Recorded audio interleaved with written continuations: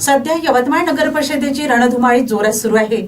त्यामुळे प्रत्येक पक्षातील उमेदवारांकडून शक्ती प्रदर्शन करण्यात येत आहे। भारतीय जनता पार्टीच्या नगराध्यक्ष यांच्या प्रचारार्थ द ग्रेट खली यवतमाळात आल्याने नागरिकांनी रोड शो पाहण्याकरिता मोठी गर्दी केली होती।